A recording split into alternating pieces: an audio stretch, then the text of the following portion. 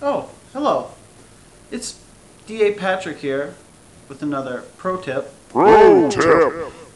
for you to help you out with those really difficult rolls. What you'll need are some standard GW dice, a few very small magnets. I got these from K&J Magnets.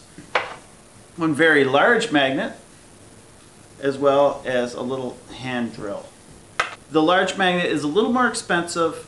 It's probably around 15 bucks, but you're going to really find that you're going to want the higher performance that the larger magnet provides. The first thing you'll want to do is take your dice and place it so the one is face up. Now I have a drill with a 1/16 inch drill bit, which is perfect because the magnets I have bought are also 1/16 of an inch. So I'll merely have to drill a hole and push the magnet in as such. You will want to drill the hole in the number 1 divot. That is because when the magnet drags it down, you will end up with a 6. So I will drill a hole in here. Now you're going to want to drill deeper rather than more shallow, because if you drill too shallow, you may have a little bit of the magnet sticking out, and we don't want our opponent to find out about this. So you want those really well hidden in there. Next, you will place the magnet inside like so. So it's just sticking out a little bit. Then you can press on any hard surface and that'll get it really deep in there. Like that. And make sure that you get the polarity the same on all your magnets so that they all stick in the same fashion. And this can be checked with another magnet. If the polarity is switched, these magnets that you're checking it with will want to flip around. After you have the metal magnet in, you can still see that there's a magnet in there. So make sure that you paint each magnet black.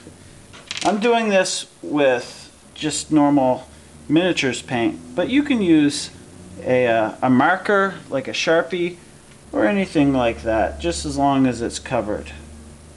Now you're going to want to make sure that you do this.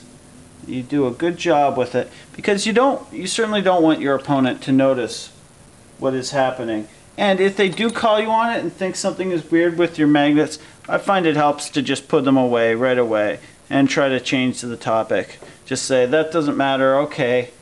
You don't want me using these dice, I'll go and use my other one. And don't make a really big deal out of it. Just put them away, use your normal dice, and maybe go back to them a little bit later on in the game after the topic has died down a little bit. Once that's complete, now comes the tricky part. What you do is you take the magnet, you find the proper polarity for it, and you'll want to be placing this under the table as you roll. I find a good technique for this is to wear large cargo pants and just put it in that bottom pocket. Make sure the correct polarity is up, so that you can just raise your leg underneath the table as you do the roll. That way all the ones will stick. So I place this under the table, and I'm going to use this piece of hardboard as an example. And I make sure I roll right over top. And look at that. Couldn't get much better than that. There is a 5 in there, but that's only because he wasn't rolled over the spot. Let me try a few more here.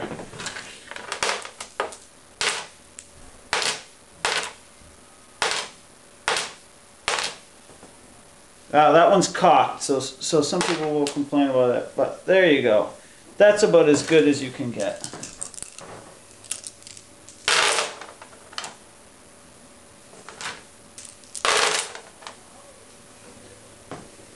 And really, you can't get much better than that. It's really the best way to deal with those deep striking monstrous creatures in your backfield, or maybe to get rid of some of those high toughness plague marines or stuff like that. Well, until next time, I'm D.A. Patrick.